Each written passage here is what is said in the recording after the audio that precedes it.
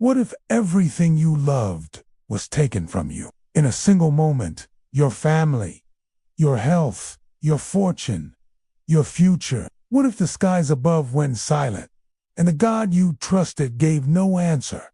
Would you still believe? This is not just a story about suffering. It's the greatest story of faith ever told.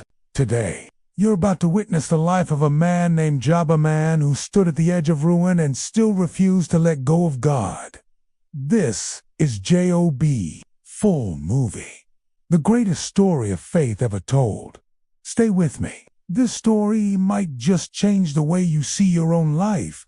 Before the earth knew suffering, before Job cried his first tear, a conversation took place in a realm beyond human sight. It was not on earth that this story began, but in heaven. The scene is not what most people imagine when they think of God's throne room. This is not just angels singing or harps echoing in eternity.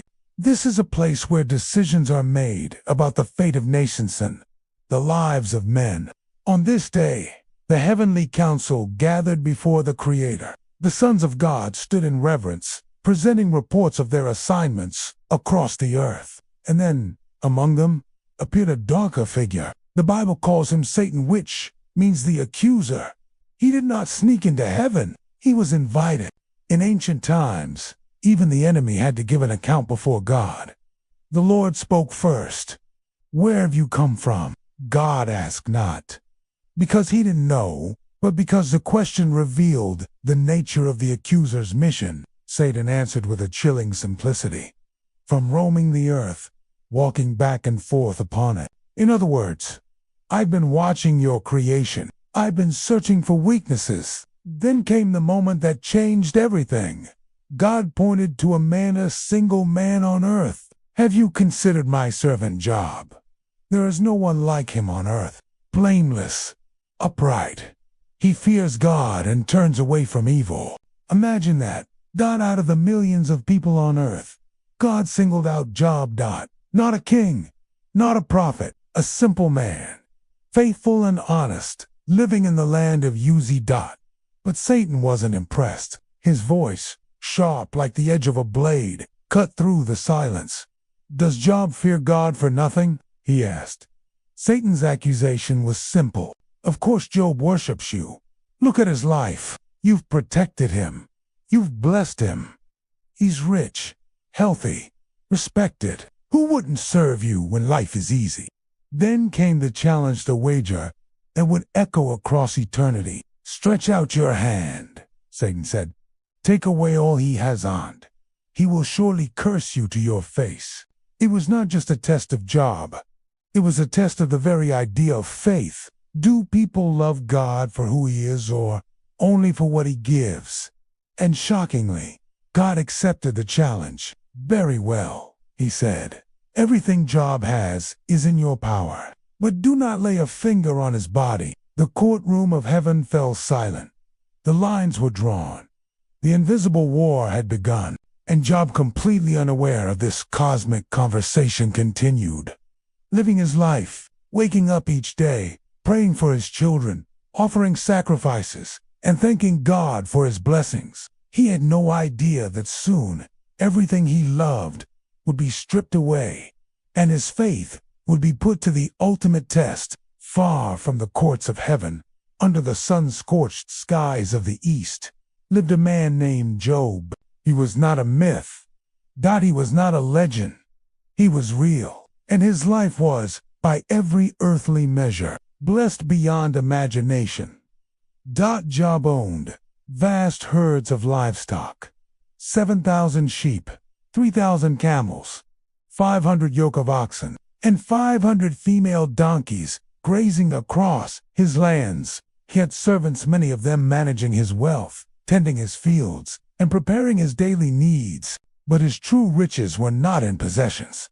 They were in his family. Job was a father to 7 sons and 3 daughters, each of them grown, each of them loved. They dined together often, gathering in one another's homes, celebrating life with feasts and laughter. And Job, ever vigilant, would wake early after these gatherings. He would rise with the morning light, offering burnt sacrifices on behalf of his children. Perhaps they have sinned, he thought. Perhaps in their hearts they have cursed God. So Job prayed not out of fear, but out of love. He was a man devoted to righteousness, not just in public, but in the quiet corners of his life, when no one was watching. The people of Uz knew his name. They respected him as the greatest man among the people of the East. But Job's greatness was not found in his status.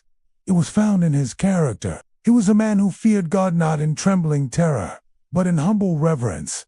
He turned away from evil. He lived with integrity when no one else was looking, and yet, unknown to him, the very life he built was about to unravel. Job did not know about the conversation in heaven. He did not know about the wager between God and the accuser. All he knew was that life was stable. His children were healthy. His fields were full. His prayers were heard. Until, in a moment, everything would change. The book of Job never tells us how much time passed between the heavenly meeting and the earthly disasters. It could have been days, and it could have been hours, but on a day like any other, when Job woke to the sound of birds in the morning and the warmth of the rising sun, he had no reason to believe this day would be different. He put on his robe. He greeted his servants. He thought about his children, perhaps, wondering if they would feast again that night. And then, from the distance, a servant came running, breathless, eyes wide, with panic. That in that moment the unraveling began. Job's faith, once a quiet river flowing peacefully through his life, was about to meet the storm of unimaginable loss. The test had arrived, and the accuser watched, waiting for the first crack to appear. It started with a single messenger, a man running toward Job, his robes torn by panic, sweat pouring from his face. When he reached Job, he fell to his knees, gasping for air, his words tumbling out in a frantic rush. The oxen were plowing, and the donkeys were grazing nearby when the Sabaeans attacked. They killed their servants with the sword, and I alone have escaped to tell you. Before Job could even process the news, a second messenger arrived. This one, too, with dust on his face, his hands trembling.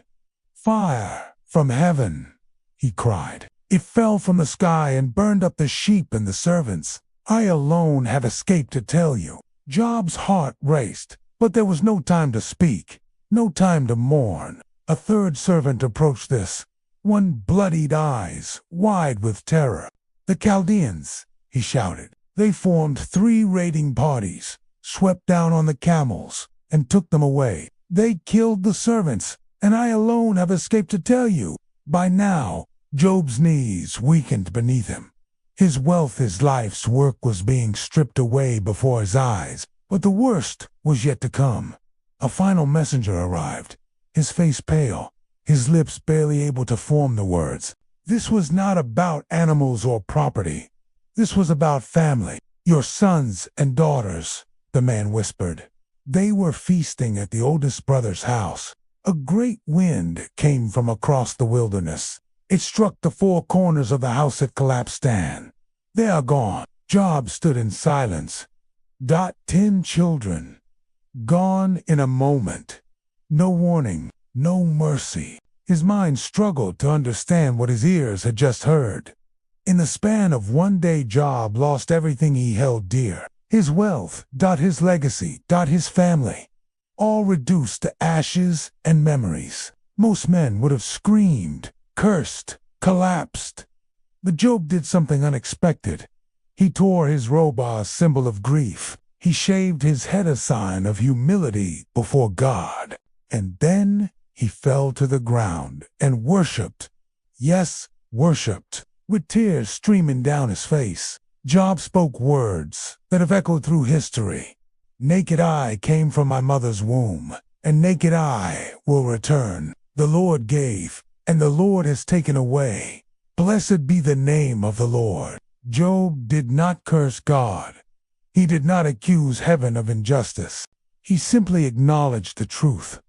Everything he had was never really his to keep. And in that moment, the courts of heaven stood still. Satan watched, waiting for anger, for rebellion, for the breaking point. But it did not come. Instead, faith raw, wounded, but still alive rose from the ruins of Job's life. The first round of the test was over, but the accuser was not finished. In the days to come, Job's trial would grow even darker. His body would be attacked. His friends would betray him. His own wife would urge him to give up. But for now, on this day of disaster, Job chose something most cannot imagine. He chose to trust God even in the storm. The heavenly scene opens again, not on earth, but in the unseen realm. Once more, the sons of God gathered before the Lord. And once more, among them stood Satan. His first accusation had failed. Job had lost everything, his livestock, his servants, his children, yet he did not curse God. He mourned. Yes, he wept, but his faith remained. Still, the accuser had another strategy. God spoke first. Have you considered my servant Job? There is no one like him on earth. Blameless and upright, a man who fears God and turns away from evil. And still he holds fast to his integrity, though you incited me to ruin him without reason. Satan's reply was swift, cutting, bitter. Skin for skin, he sneered. A man will give everything he has to save his own life. But stretch out your hand and strike his flesh and bones, and he will surely curse you to your face. The enemy believed. He knew the limits of human faith. Take away a man's wealth, he might survive. Take away his family, he might endure. But attack his body, make him suffer physically, and no one, not even Job, would still bless God. The challenge was accepted. Very well, the Lord said. He is in your hands, but you must spare his life. And so Satan left the courts of heaven, descending once more into the realm of mankind, this time with a darker plan. On earth, Job was already surrounded by grief. But now, a new torment began. His skin erupted with sore, painful boils, from the soles of his feet to the crown of his head. Imagine the worst sickness you have ever seen. Open wounds, festering infections, itching so severe that no relief could be found. Job took a piece of broken pottery and sat in the ashes, scraping his skin just to find a moment's relief. His once strong body, respected by the people of Uz, was now a shell of suffering. And then the voice of despair came from the person closest to him. His own wife, unable to bear the sight of his misery, said, "Are you still holding on to your integrity? Curse God and die." Her words were not cruel, they were desperate. She had lost her children, her security, and now her husband's health. To her, death seemed kinder than life. But Job replied with quiet strength, "Shall we accept good from God and not trouble?" In all of this, Job did not sin with his lips. He refused to speak against the God he loved. Even as his body betrayed him, he sat in silence, his skin broken, his heart crushed, his world in ashes. But still he believed. Still he held on. It was not built on blessings or bargains. It was the echo of something deeper, trust that even when everything collapses, God remains God. Days passed. Job sat among the ashes, scraping his sores with broken pottery, his body disfigured, his soul emptied. And then, from the horizon, 3 figures appeared. They were his friends Eliphaz, Bildad, and Zophar, men who had known Job for years. When they heard of his tragedy, they came to comfort him. But as they approached, they barely recognized him. His skin was ravaged, his face hollowed by grief and disease. This was not the Job they remembered, the man of wisdom, strength, and prosperity. This was a shadow of him. When they saw him, they wept aloud. They tore their robes and sprinkled dust on their heads, a sign of mourning. And then they did something rare, something sacred. They sat with Job on the ground for 7 days and 7 nights. No one spoke, not a single word. Because sometimes, in the face of unspeakable pain, words fail. For 7 days, they shared his silence. They saw his tears, They felt his suffering in their own hearts. It was the right thing to do. But after 7 days of silence, the human need for explanation began to stir. Suffering demands answers. Tragedy begs for meaning. And so, when Job finally opened his mouth, his first words were not prayers. They were not praises. They were a raw cry from a shattered heart. Let the day perish on which I was born. Job cursed the day of his birth. He did not curse God, but he wished he had never lived. His words poured out like a broken dam. Why did I not die at birth? Why was I received into this world only to suffer like this? These are not the polite prayers of a religious man. These are the groanings of someone pushed to the brink, someone who can no longer bear the weight of his own existence. And perhaps you felt it too. That moment when life becomes so heavy, you wonder why you were born at all. Job's lament was not about losing wealth or status. It was about the unbearable loneliness of pain. When the world crumbles, when the body fails, when grief sits heavy on the chest, many asks the same question. Why am I still here? His friends listened at first, but something inside them became restless. They believed in a world of clear rules. Good things happen to good people. Bad things happen to bad people. So, if Job was suffering this much, surely he must have done something wrong. And thus began the speeches, the long, bitter dialogues that fill most of the book of Job. Eliphaz spoke first, his voice calm but accusing. Consider this, Job. Who that was innocent ever perished? Where were the upright ever destroyed? In other words, you must have sinned. This can't be happening for no reason. Bildad followed, reminding Job of divine justice. Does God pervert justice? If your children died, it was because of their sin. Zophar, the harshest of them all, scolded Job outright. Know this, God is actually being lenient with you. You deserve worse. Their words were sharp, cutting deeper than Job's sores. They came to comfort, but they brought condemnation, and Job, already crushed by grief, now faced the loneliness of being misunderstood. Pain had isolated him not just from joy, but from friendship. Still, in the depths of this collapse, Job held on to a single thread of hope. Somewhere, somehow, there had to be more than this. As the days dragged on, Job's sorrow deepened. His friends continued their speeches, each one trying to explain why suffering had fallen on him. They believed that the universe worked like a simple scale. Do good things, and you will be rewarded. Do evil things, and you will be punished. But Job knew this was not the whole truth. He sat in the ashes, his skin blistered and raw, listening to their arguments. His heart burned with frustration. He had done nothing to deserve this. He had lived a life of honesty, kindness, and devotion to God. Yet here he was, stripped of everything.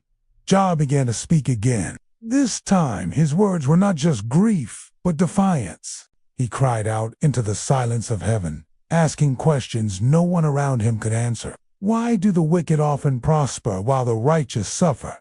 Why does God allow injustice to continue? Why was I even born if this was my destiny? His voice echoed in the dry air of Uz, his tears mixing with the dust at his feet. He said, I would speak to the Almighty and argue my case with God. Job did not want human answers. He wanted a conversation with his Creator. He wanted to stand before God and ask, why? His friends warned him to stop. They told him it was dangerous to question the divine. But Job could not remain silent. He poured out his complaint like water from a broken jar. At times, his words trembled on the edge of despair. He said, my days are swifter than a weaver's shuttle, and they come to an end without hope. Other times, his words sparked with flickers of faith. Though he slay me, yet will I trust him.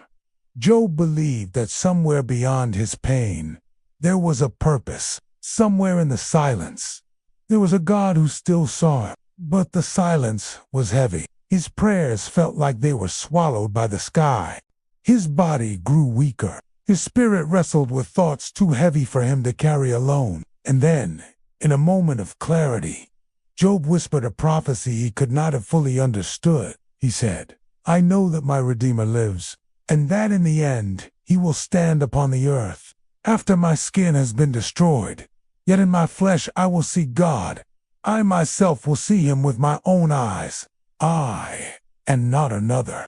This was not a doctrine or a sermon. It was a cry from the deepest place in his soul, a hope that one day justice would rise from the ashes, that one day the truth would be revealed. Job's friends did not understand these words. They continued to accuse. They insisted he must repent for sins he had not committed. But Job held on to his integrity. He knew he was not perfect, but he also knew he was not the cause of his own suffering. He waited in the silence. He waited for God to answer. In this waiting, Job became the voice of all who've ever suffered without understanding why. His cries spoke for the broken, the wounded, the grieving. He did not know it yet, but the answer he longed for was coming, not in the form of human logic or religious explanation, but in the raw, overwhelming presence of the Creator himself. The silence would soon be shattered by the voice of God. The sky above Uz had been silent for too long. Job had cried out again and again, demanding answers. His friends had spoken endlessly, giving advice that only deepened his sorrow. No one had comforted him. No one had explained the mystery of his pain. But then, without warning, something changed. A storm rolled in from the wilderness. The wind rose, swirling dust into the air. Thunder rumbled across the sky. The heavens opened, not with rain, but with a voice. God spoke. Out of the whirlwind came words unlike anything Job had ever heard. "Who is this that darkens counsel by words without knowledge? Brace yourself like a man. I will question you, and you shall answer me." This was not the answer Job expected. God did not explain the wager in heaven. He did not reveal Satan's challenge. He did not justify Job's suffering or list reasons for every loss. Instead, God asked questions. Where were you when I laid the foundations of the earth? Who stretched out the measuring line across it? Have you commanded the morning to rise since your days began? Have you walked in the depths of the sea?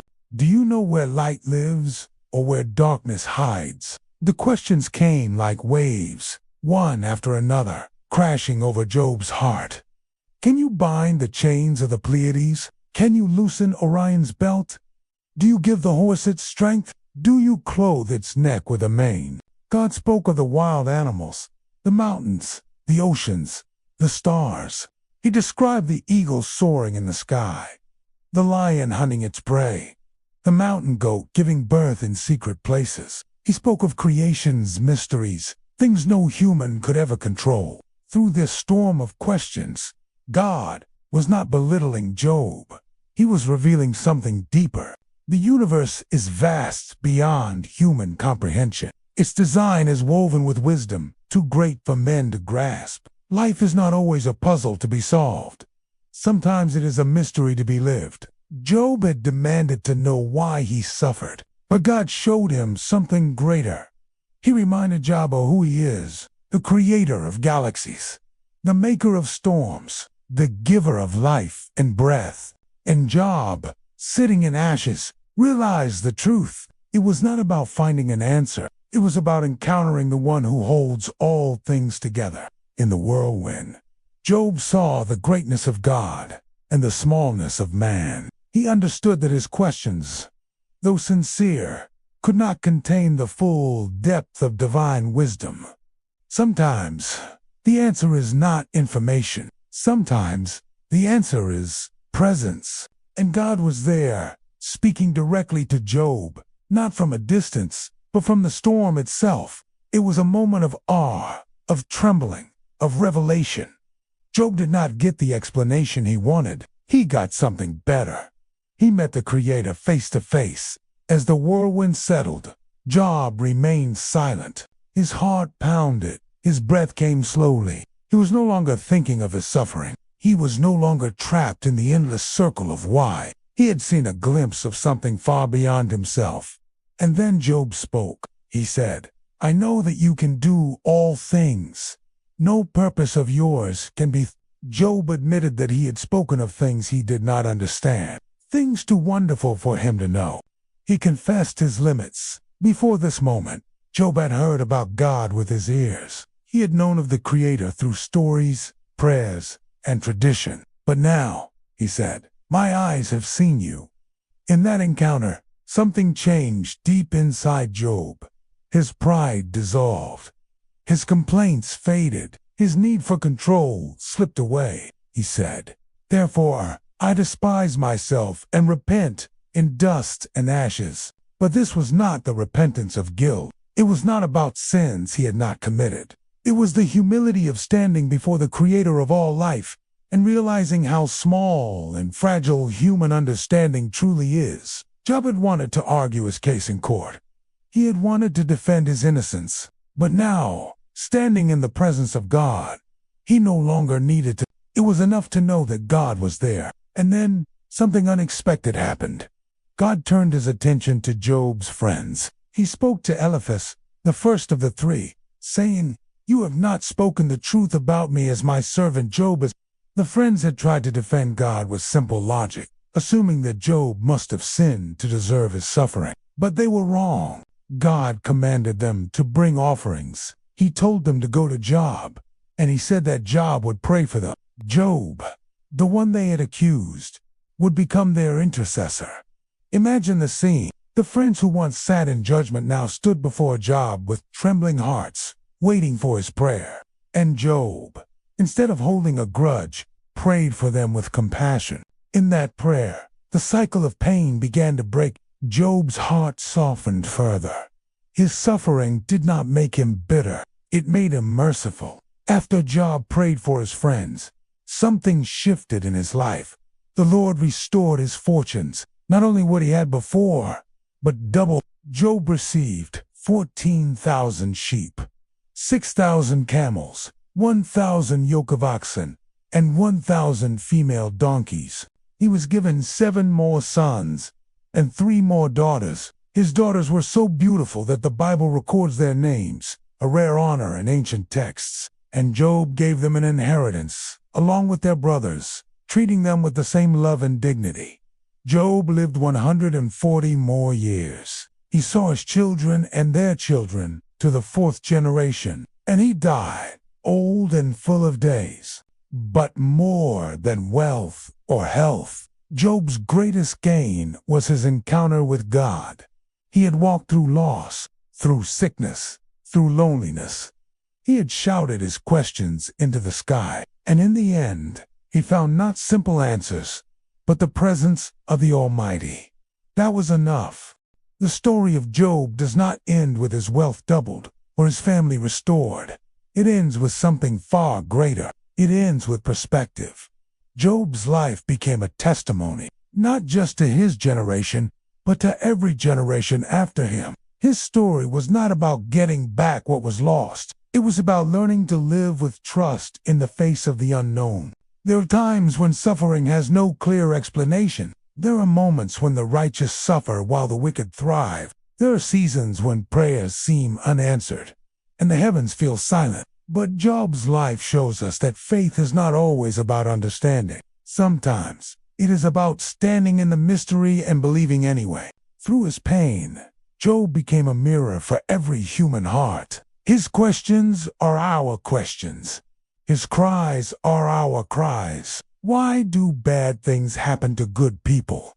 Why does God allow suffering in a world he created? Where is justice when the innocent fall? These are the questions whispered in hospital rooms, beside graves, and in quiet moments of grief. But Job's story teaches something deeper.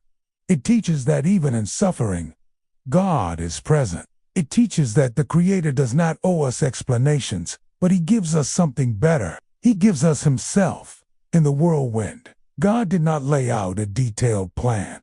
He did not give Job a list of reasons for his pain. He simply showed Job the vastness of creation and the greatness of divine wisdom. And Job, standing small beneath the sky, found peace in that revelation. His faith was no longer tied to blessings. It was rooted in relationship. He learned to trust, not because life was easy, but because God was real.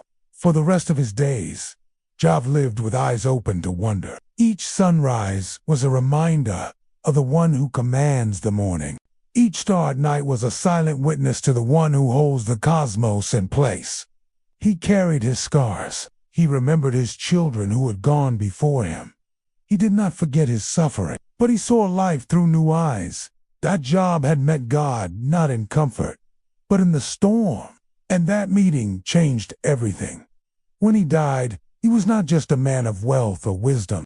He was a man who had walked through the deepest valley and come out with a heart still open to heaven. His story has traveled through centuries, echoing in sacred texts, whispered in prayers, retold in sermons. It speaks to every person who has ever faced loss and asked why. The book of Job remains one of the greatest stories of faith ever told, not because it promises simple answers, but because it shows us a truth few dare to embrace. Sometimes, the greatest act of faith is not in knowing the reason behind suffering. It is in trusting the one who holds all things together, even when life falls apart. If this story touched you, take a moment to reflect on your own journey.